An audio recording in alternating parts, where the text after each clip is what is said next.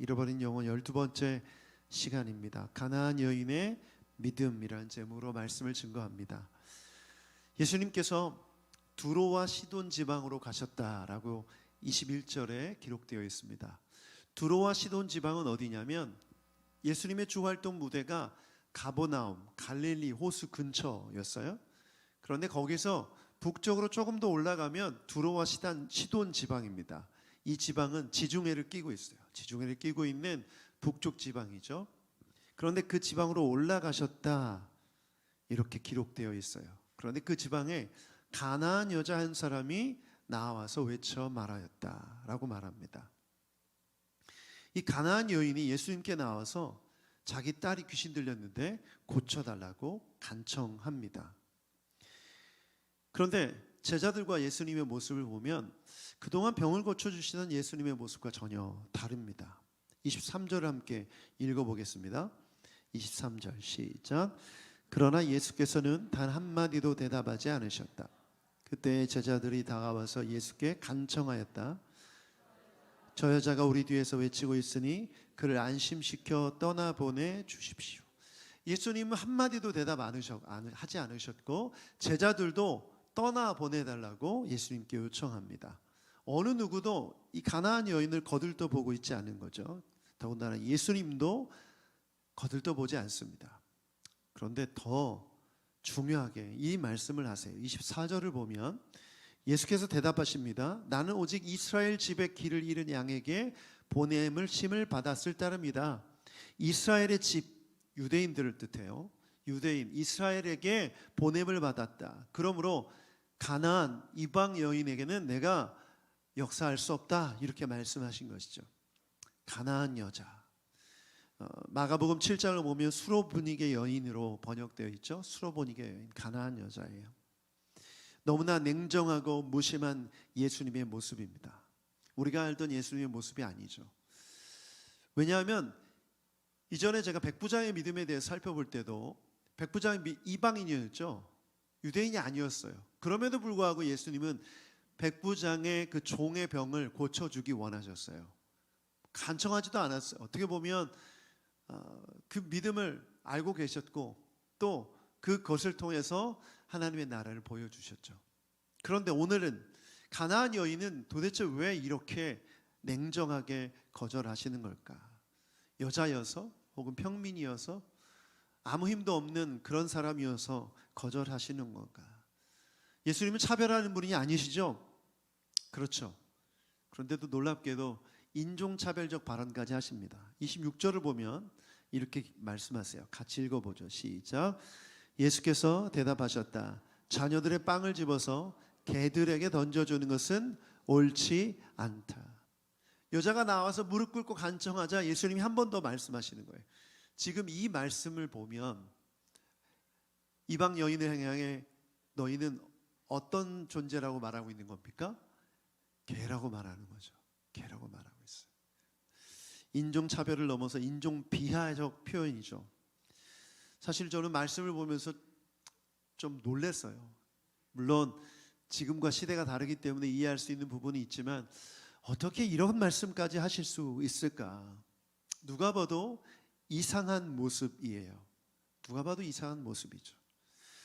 당시 유대인들에게 있어서 이방인에 대한 인식을 조금 살펴볼 필요가 있는데 여러분 유대인들의 역사들을 보면 이스라엘 역사를 보면 북이스라엘이 있고 남유다가 있죠. 북이스라엘은 일찍 멸망했어요. 그러면서 아시리아라는 나라의 당대국이 멸망을 당했는데 아시리아가 썼던 정책이 뭐냐면 혼합 정책이었어요. 이스라엘 민족들을 강제 이주시키고 또 자기 나라 백성들을 강제 이주시켰어요. 그래서 북이스라엘을 사마리아 지역이라는 그 지역에는 여러 사람들이 여러 인종들이 섞여 살았어요. 이방인과 유대인이 막 섞인 거죠. 그렇다면 이건 뭘 뜻하냐면 종교도 혼합됐다는 것을 뜻해요. 막 섞인 거예요. 그래서 남유다에 있었던 유대인들은 어떻게 생각했냐면 저 북이스라엘을 상종해서는 안 될 사람들이라고 여겼어요. 그래서 그 길을 지나가지도 않았어요. 동네를 지나가지도 않고 말도 섞지 않을 정도로 비하했던 사람들이 북이스라엘 사람들이에요. 사마리아 사람들. 그래서 요한복음 4장을 보면 사마리아 여인에게 예수님이 다가가서 물을 달라고 하는 행위가 상당히 충격적인 일이었던 거예요. 아니 북이스라엘 자기 동족이었던 사람에게도 이러니 이방인들을 향해서 어땠겠습니까? 더 심했겠죠. 더 심했어요. 예수님이 말했던 이 표현 개, 이런 표현이 그 당시 유대인들이 가지고 있었던 개념이었던 거예요. 그렇기 때문에 이 표현이 우리가 볼 때 정말 경멸적 표현이고 인종 비하의 표현이지만 그 당시의 유대인들에게는 누구나 썼던 그런 표현이었던 것이죠. 그래서 마태복음 15장 23절을 보면 제자들도 비슷한 인식을 가졌다는 것을 보게 됩니다. 현대인 성경을 보면 이렇게 번역하고 있어요. 함께 읽어봅니다. 이 뉘앙스를 함께 보면서 읽어보죠. 시작. 그러나 예수님이 아무 대답도 하지 않으시자 제자들이 예수님께 저 여자가 소리치며 우리 뒤를 따라오고 있습니다. 쫓아버리십시오. 쫓아버리라는 거예요. 왜? 이방인, 우리가 개처럼 여기는 저 여인을 쫓아버리는 거예요. 귀찮아서 정말 힘들어 죽겠다는 그런 표현이죠. 빨리 쫓아버리라고 예수님께 부탁하고 있는 겁니다.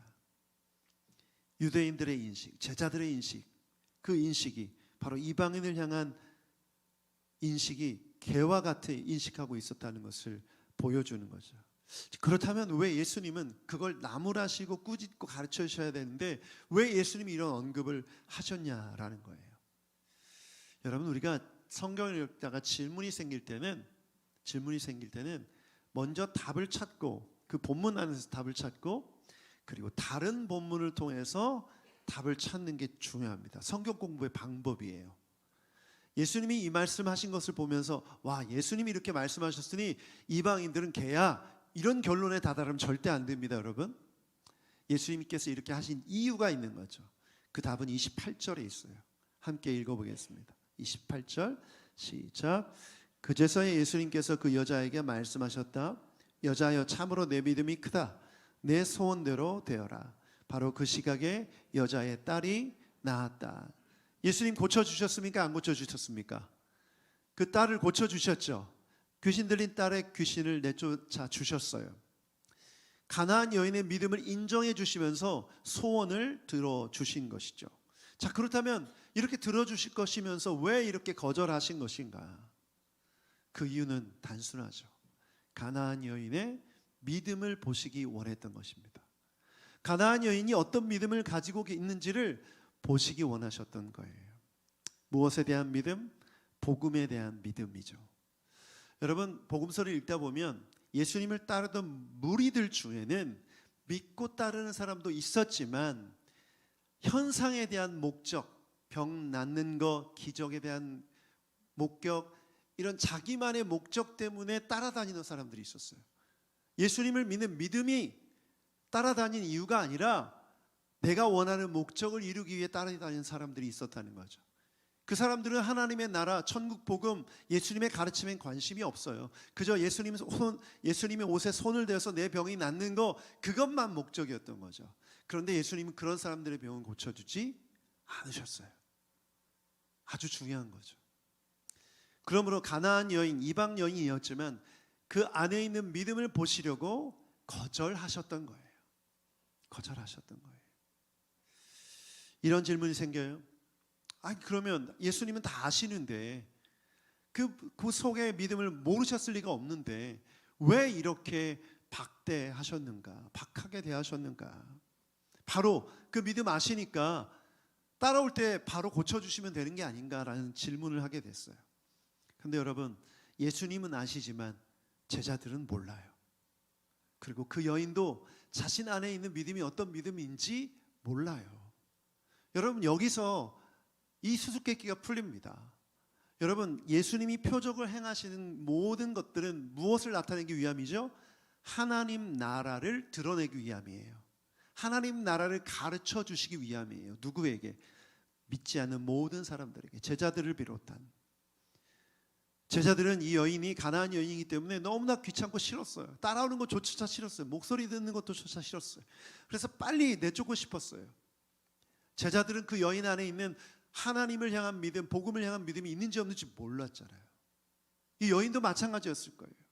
그런데 예수님께서 이렇게 함을 통해서 제자들이 가지고 있었던 잘못된 생각을 깨트려 주시고, 그리고 이 여인의 믿음을 드러내 보여주심으로 하나님 나라가 유대인들에게만 임한 것이 아니라 모든 이방인들에게도 임했음을 보여주시고자 하신 것이죠. 극적인 효과를 주님이 의도하셨다고 생각해요. 여러분, 반전, 이 단어 아시죠? 저는 영화 드라마 좋아하는데 반전이 없는 영화, 반전이 없는 드라마는 뭐가 없어요? 시청률이 낮아요. 재미가 없어요. 반전이 없는 영화는 재미가 없어요. 그래서 저와 제 아내가 좋아하는 영화 장르가 달라요. 저는 스릴러, 액션 뭐 이런 걸 좋아하는데 제 아내는 로맨틱 코미디를 좋아합니다. 아무튼 그래서 영화 한 편을 보더라도 합의가 필요해요. 반전이 있는 거죠. 예수님께서 이렇게 하신 이유는 극적인 반전을 보여주시기 위함이에요. 무엇을 위해? 믿음으로 귀신이 떠나감을, 그 사람이 유대인이든 이방인이든 여자이든 남자이든 아이든 어른이든 상관없이 예수 그리스도를 믿는 자에게 귀신이 떠나감을 보여주시기 위한 하나님의, 예수님의 뜻인 줄 믿습니다.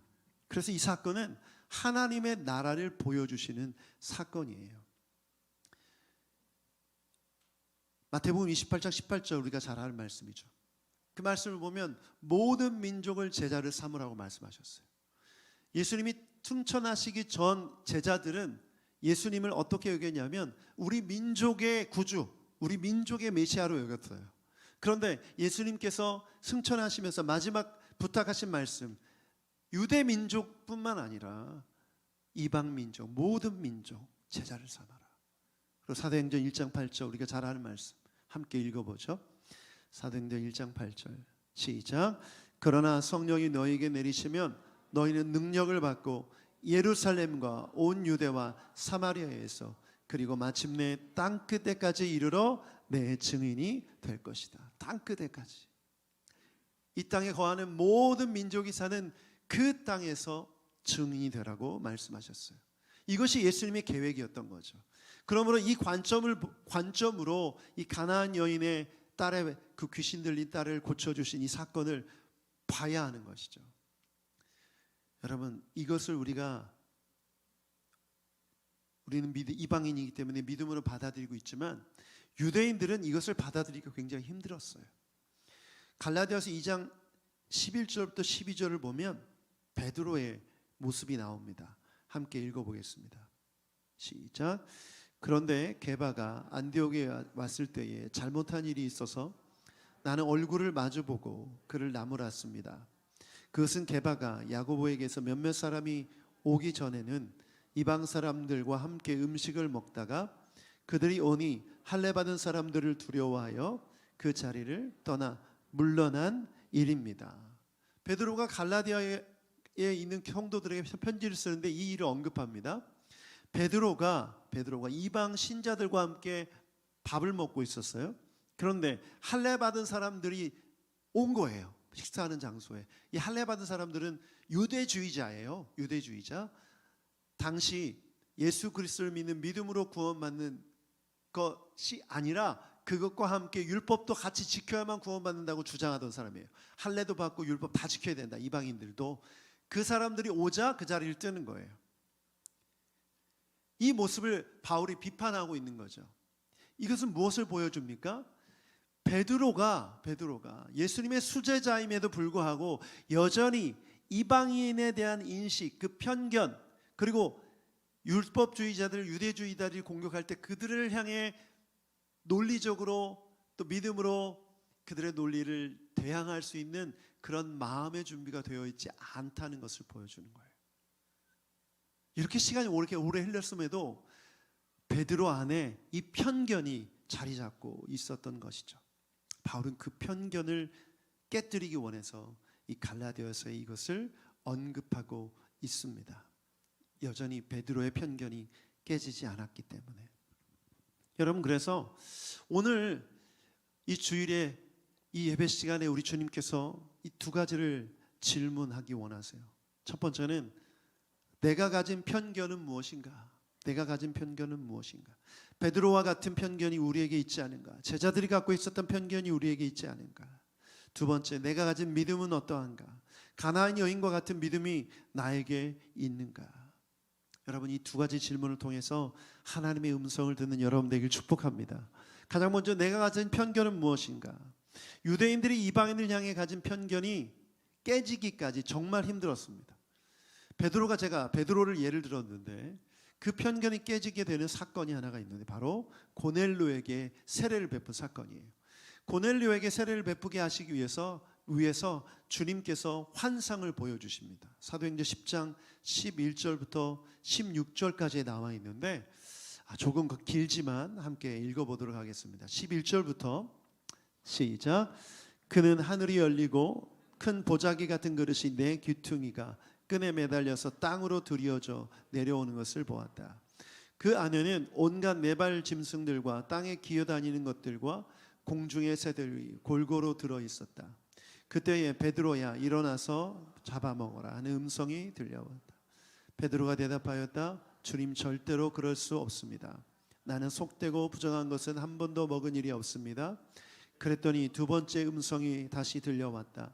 하나님께서 깨끗하게 하신 것을 속되다고 하지 말아라. 이런 일이 세 번 있은 뒤에 그 그릇은 갑자기 하늘로 들려서 올라갔다. 네발 짐승, 기어다니는 것, 공중의 새들, 이것은 율법에 의해서 먹지 말라고 금한 것들이에요. 그런데 그걸 먹으라고 얘기하십니다, 하나님께서. 그러면서 하신 말씀이 뭐냐면 하나님께서 깨끗하게 하신 것을 속되다고 하지 말아라. 아주 중요한 핵심이죠. 여러분, 이 구약의 율법이 예수 그리스도의 복음으로 완성된 줄 믿습니다. 부정한 것은 없어요. 예수 그리스도의 그 보혈의 그 십자가의 은혜로 그 부활하심으로 인류를 구원하시며 이 땅을 구원하시는 하나님의 은혜가 임했기 때문에 이제는 부정한 것이 없어요. 부정한 민족도 없고 부정한 사람도 없어요. 그 경계를 뛰어넘게 하시기 위해서 하나님께서 베드로에게 3번이나 환상을 보여주신 것이죠. 그리고 베드로가 순종해서 나아갔고 고넬료에게, 그 가정에게 세례를 베풉니다. 여러분, 제자들은 이 편견을 깼어야만 했어요. 그래야 복음을 증거할 수 있었기 때문에. 그렇다면 우리에게는 어떤 편견이 있는가? 여러분, 우리가 나아가야 될 잃어버린 영혼은 모든 민족, 모든 인류, 모든 사람인 줄 믿습니다. 아멘. 아멘. 우리나라 사람들에게는 이 인종에 대한 편견이 없습니까? 있죠. 네. 우리가 피부 색깔이 비슷하다 보니까 전혀 다른 피부색을 가진 사람을 보면 편견이 있어요. 문화적 사대주의라고 말하는 백인을 보면 좋아하는 것도 굉장히 부러워하고 인정하고, 또 흑인이나 또 유색인종을 보면 비하하는 모습들이 우리 안에 있습니다. 그런데 유럽이나 미국에 가서 살아보신 분들 아시겠지만 동양인들이 엄청나게 인종차별 당하는 거 아시죠? 네.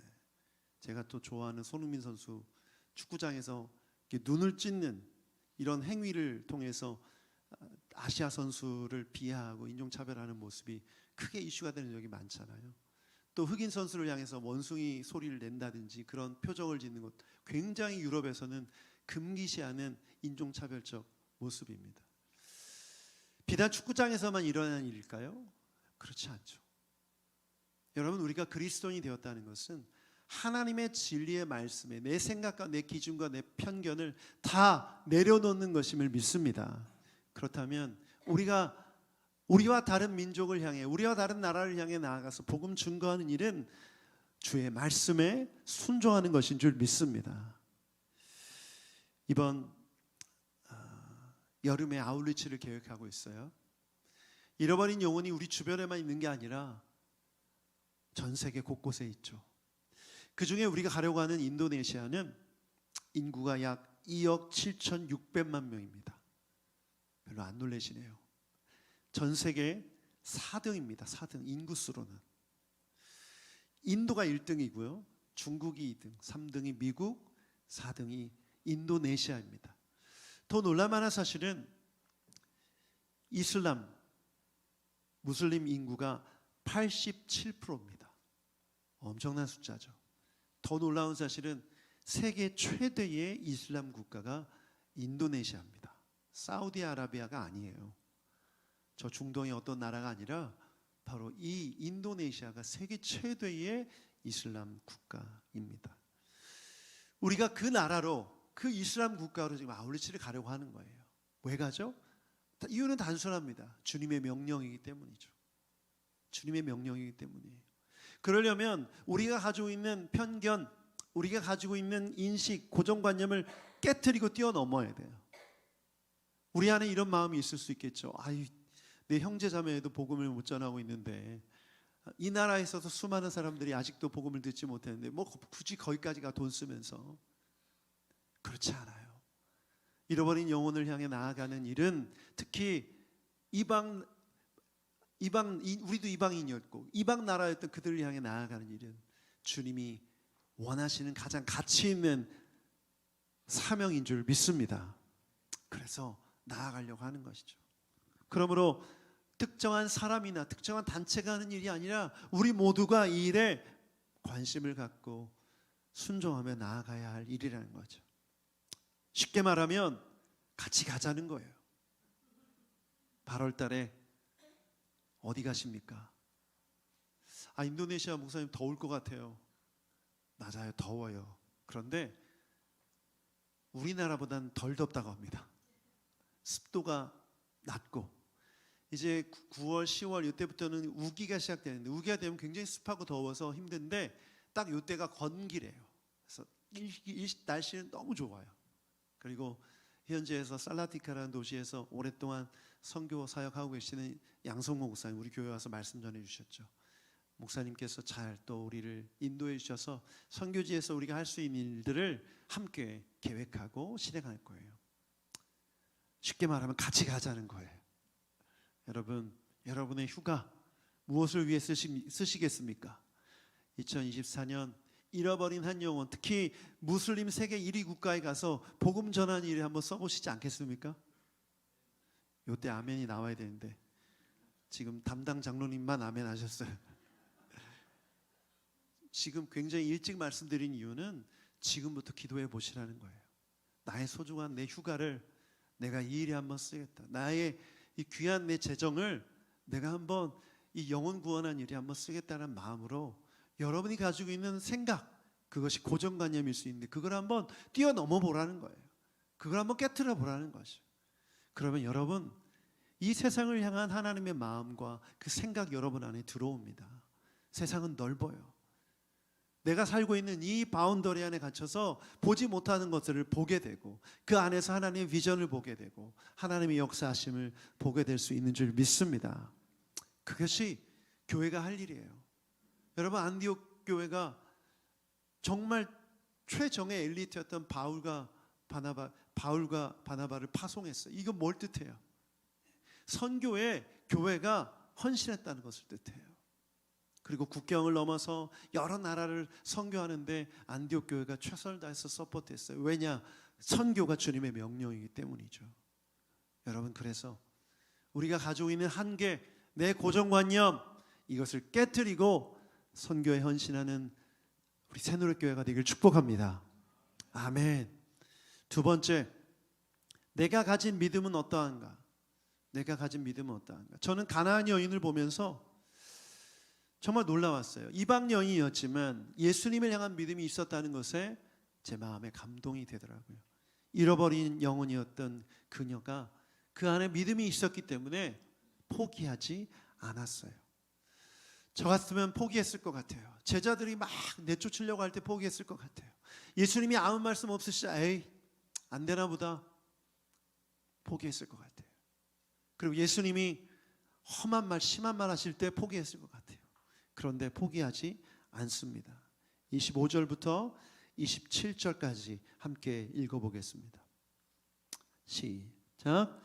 25절 시작. 그러나 그 여자는 나와서 예수께 무릎을 꿇고 간청하였다. 주님, 나를 도와주십시오. 예수께서 대답하셨다. 자녀들의 빵을 집어서 개들에게 던져주는 것은 옳지 않다. 그 여자가 말하였다. 주님, 그렇습니다. 그러나 개들도 주인의 상에서 떨어지는 부스러기는 얻어먹습니다. 여러분, 믿음은 태도로 드러나요. 믿음은 행동으로 드러나요. 가나안 여인 가운데 믿음이 있었기 때문에 그 어떤 말에도 포기하지 않고 나아갈 수 있었던 것이죠. 무릎 꿇고 간청했습니다. 그리고 이렇게 말합니다. 주님, 나를 도와주십시오. 내가 무릎 꿇고 간청하는 대상이 누구인지 분명했어요. 그의 믿음이 무엇인지를 보게 되죠. 랍비가 아니에요. 그냥 유명한 예언자가 아니에요. 그분은 나의 주님이라고 고백하는 거예요. 그리고 간절히 포기하지 않았어요. 자존심이 상해도, 인격 모독을 당해도 내 딸이 나을 수만 있다면 나는 개로 취급돼도 좋아. 이런 마음으로 예수님께 간절한 마음으로 나아갔다는 거죠. 저는 이 모습을 보면서 아브라함에게 하신 시험이 생각났어요. 여러분, 아브라함이 정말 생명처럼 아끼는 이삭을 하나님께서 바치라고 하셨을 때 그 말씀에 순종해서 이삭을 바치려고 합니다. 여러분, 이것을 아브라함의 믿음으로 인정해 주셨죠?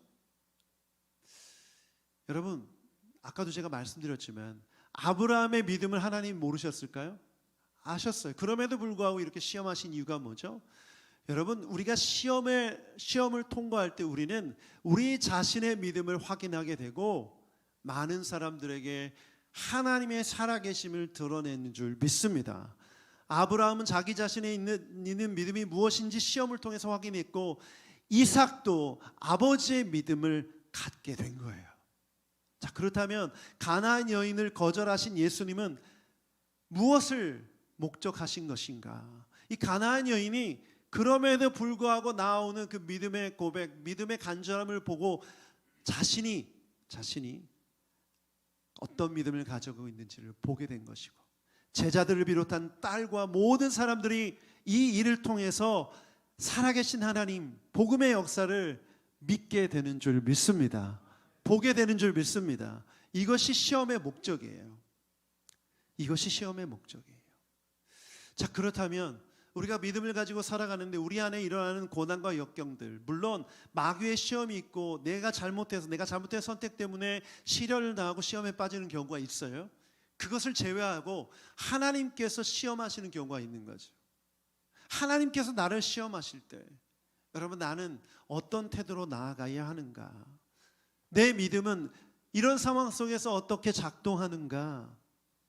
여러분, 그것을 보게 하기 위해 우리 주님은 시험을 허락하시는 줄 믿습니다. 자, 그렇다면 가나안 여인을 통해서 우리는 알게 되죠. 무엇을 위해 무릎을 꿇어야 되는지, 또 시험을 당할 때 어떤 태도로 나아가야 되는지를 알게 되는 것입니다. 믿음은 우리 주님께 무릎 꿇게 하고, 믿음은 하나님의 역사하심을 보게 합니다. 그렇기 때문에 우리가 해야 될 일은 쉽게 포기하거나 물러서지 않는 거예요. 돌아가거나 주저앉지 않는 것이 믿음의 태도입니다. 특히 내가 구하고 소망하는 것이 하나님의 나라와 뜻을 위한 것이라면 포기하지 않길 바랍니다. 귀신 들린 딸의 귀신이 떠나가는 것, 주님의 나라와 영광을 위해 꼭 필요한 것입니까? 필요한 것이죠. 귀신이 있어도 좋고 나가도 좋고 뭐 그런 겁니까? 아니죠. 하나님의 나라와 영광을 위해 꼭 필요한 것이라면 그 어떤 상황 속에서도 내가 어떤 말을 듣고 어떤 자존심이 상해도 그것은 포기하지 않고 기도해야 될 것인 줄 믿습니다. 하나님의 응답이 없는 것만 갖고 때로는 지치고 힘들어도 포기하지 말아야 하는 것이죠. 그것이 믿음의 태도인 것입니다. 이것을 보여주는 좋은 예가 불의한 재판관의 비유예요. 누가복음 18장 1절을 보면 이렇게 예수님께서 말씀하셨어요. 함께 읽어보겠습니다. 누가복음 18장 1절 시작. 예수께서 제자들에게 늘 기도하고 낙심하지 말아야 한다는 뜻으로 비유를 하나 들어 말씀하셨습니다. 불의한 재판관이 있어요. 그런데 이 재판관에 과부가 한 명 있는데, 이 과부가 재판관한테 줄곧 찾아가서 내 권리를 찾아주십시오, 내 권리를 찾아주십시오, 내 적대자들에게 권리를 찾아주십시오 하고 쫄랐어요. 그런데 이 재판관은 귀찮잖아요. 불의하니까 사람도 존중하지 않고 하나님 두려워하지 않기 때문에 신경 쓰지 않으려고 외면하려고 했어요. 그런데 혼자 이렇게 말하는 거예요. 내가 정말 하나님도 두려워하지 않고 사람도 존중하지 않지만 이 과부가 나를 이렇게 귀찮게 하니 그의 권리를 찾아 주어야겠다.